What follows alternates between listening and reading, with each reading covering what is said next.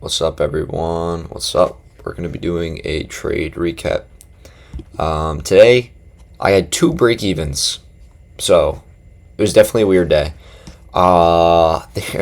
It was a pattern trade of the day, pattern trade of the month kind of day, and I'm going to break down how and why.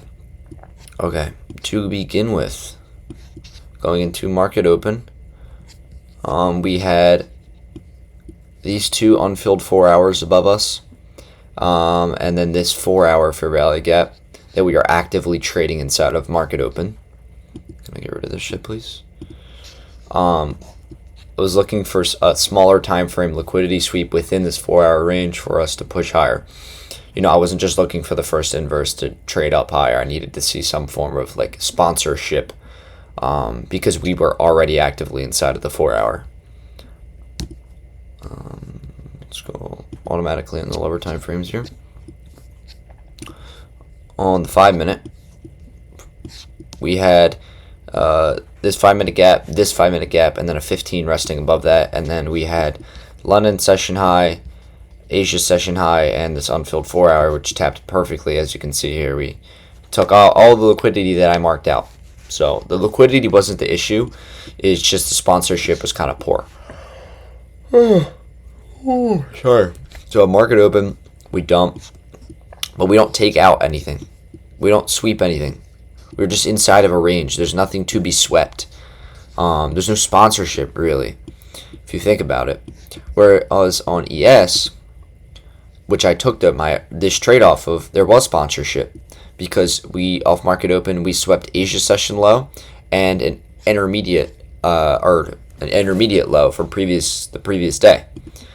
As you can see here, Asia low, intermediate low, within the 4 hour gap. If NQ had liquidity within this 4 hour gap like this here, this would have been a valid long to take, because as you can see, this is accumulation. We have accumulation, manipulation. We're manipulating these lows here, this low and this low, and then distribution up to London session high. This was very valid. ES presented itself very well. It just didn't distribute properly. I mean, it did distribute. I just got break even. Let me go on the 1 minute. So we manipulate past these lows here. We get a 1 minute inverse. I entered right around here. For some reason, my order fill was all the way up here. I had my break even at this. This is Asia session high. I was I don't know why this is red. This is an Asia session high. This is just an intermediate high. I had my break even at this intermediate high here, and I was targeting London session highs all the way. God, I can't stop going. All the way up here. And what ended up happening was we start spiking up. We take out my break even point. I'm break even at this point. I get break evened. It taps back into this 1 minute BPR here, and we end up running all the way to my take profit, which was London session highs. So this was a very valid trade. I can't really be mad. I followed all my rules on this. On NQ, however, let me show you on NQ what that looked like. On NQ, that same entry at that same time, we dump like ES did. Don't sweep out anything. We inverse two 1 minute fair value gaps. This one and this one. You could have entered right here, or you could have waited for the 2 minute fair value gap to inverse, which was right here as well. You would have gotten an entry a little bit later. Either or, you could have entered there.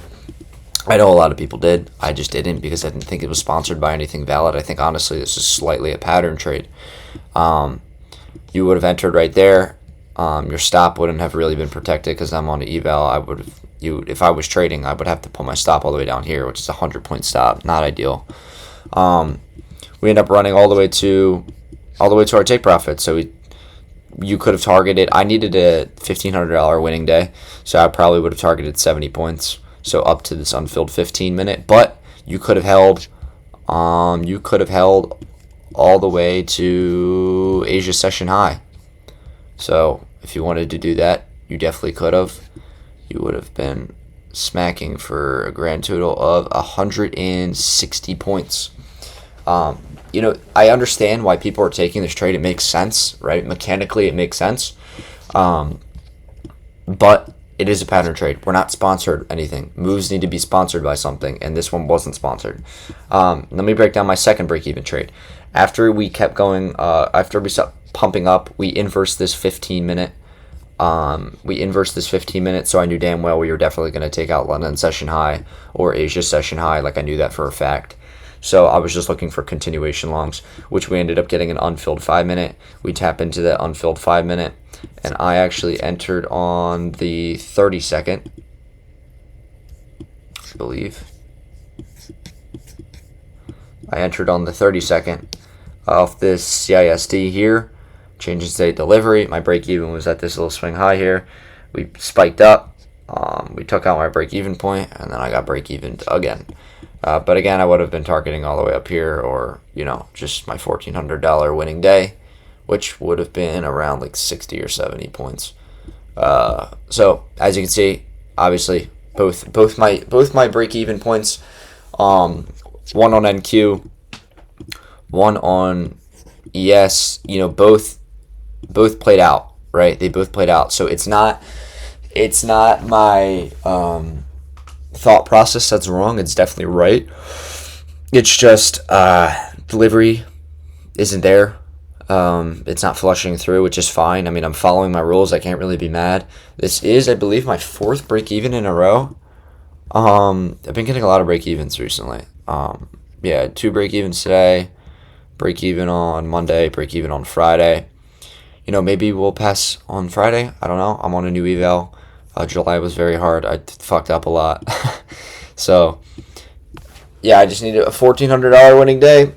We passed this eval and we keep moving, but that's pretty much the trade of the day, or trades of the day. Oh my god. Yes, I'm right.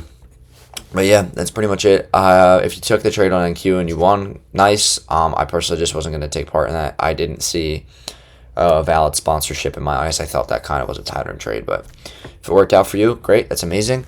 I wish you all the best and have a blessed day. Peace.